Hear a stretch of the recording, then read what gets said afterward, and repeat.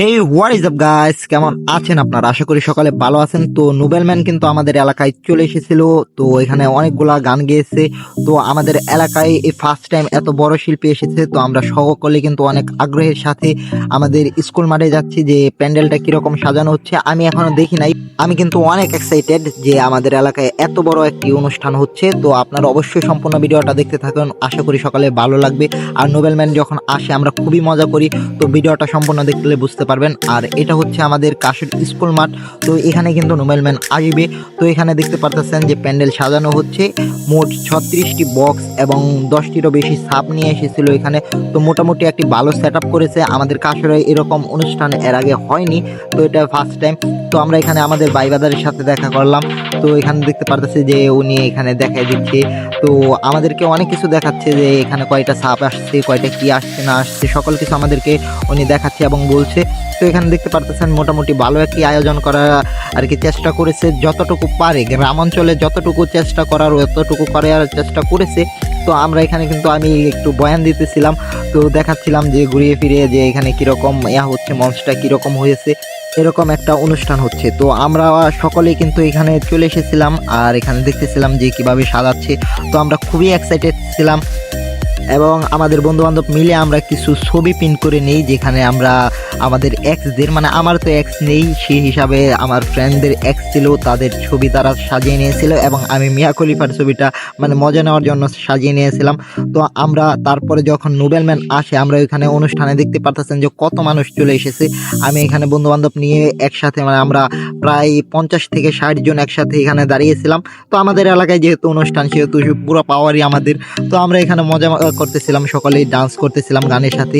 তো নোবেলে প্রথমে এসে আমাদেরকে মানে দেশাত্মবোধক গান শোনায় এবং লাস্টে আমাদেরকে আর কি কবিতা, তারপর তার যে গানগুলো আছে যেগুলো শোনার জন্য অধিক আগ্রহী এত জনলোক, তো আমাদেরকে ওই গানগুলোও শোনায়। তো আপনারা শুনতে পারবেন নোবেলে কিভাবে গান গাচ্ছে। তো আমরা শুনি নোবেলের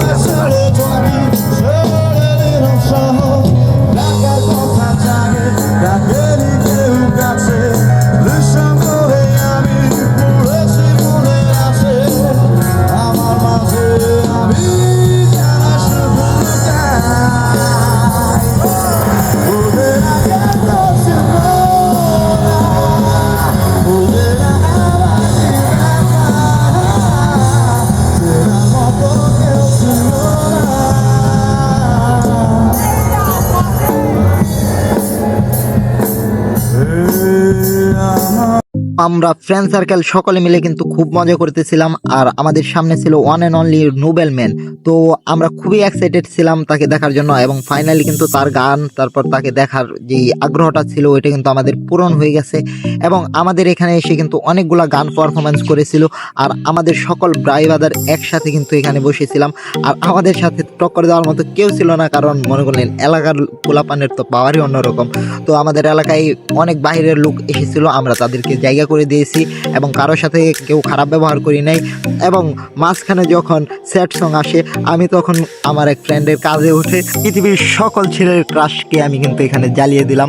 তো কেউ কিন্তু আমাকে হেট করবেন না, কারণ আমি এটা মজা করার জন্য করেছি। আর ও কি রকম একটি মানুষ ওইটা তো জানিনি, তাকে পুড়িয়ে দেওয়ারই দরকার ছিল। এবং এখানে আমরা পোস্টার কিন্তু অনেকগুলো ছাপিয়ে নিয়েছিলাম এবং সকলের হাতে একটা একটা করে দিয়ে দিয়েছিলাম। আর আমরা এখানে এই পোস্টার দেখে সকলে মানে মজা নিতেছিলাম। এবং যখন নোবেলম্যান উঠেছে আমাদের পোস্টার দেখে কিন্তু উনি অবাক হয়ে গেছে। এবং এর আগেও অনেকগুলো শিল্পী কিন্তু আমাদের এখানে আর কি এসেছিল, যাদেরকে আমরা এই পোস্টারগুলো দেখাইছি আর সকলে কিন্তু মানে অবাক হয়ে গেছিল। তারপরে আবার এখানে কি বলে, মানে যেই সকল মানুষ ছিল আমাদের পোস্টার দেখে নেক্সট ডে তারাও পোস্টার ছাপিয়ে নিয়ে আসছে। তো ফার্স্টে কিন্তু ট্রেনটা আমরাই শুরু করেছিলাম আমাদের এই মঞ্চে। তো সকলে কিন্তু এখানে, তারপর আমার দেখা দেখি এবং আমার ফ্রেন্ড সার্কেলের সকলের দেখা দেখি কিন্তু এখানে এরকম করা শুরু লাগায়। আর আমার গলা কিন্তু দেখতে পারতেছেন ভেঙে গেছে, ওইখানে চিল্লাচিল্লি করেছি এবং সকালে আমি ভিডিও বানাচ্ছি। তো হয়তো বা কথায় উল্টাপাল্টা হতে পারে, তো অবশ্যই আর কি আপনারা ওইটাকে মানে কি বলে ভালোভাবে দেখবেন, খারাপভাবে দেখবেন না। তো আমরা গান শুনি, লেটস স্টার্ট।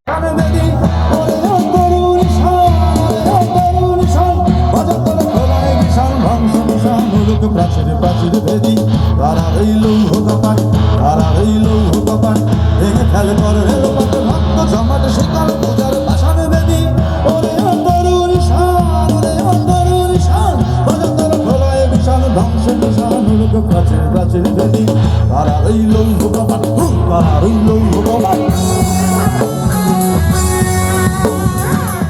এর মতো মানুষ লেখা ইতিহাসের পাতা নিজাতে যেতে পারতাম না। বাবা বলতো ও খোকা তখন আমি থাকবো না।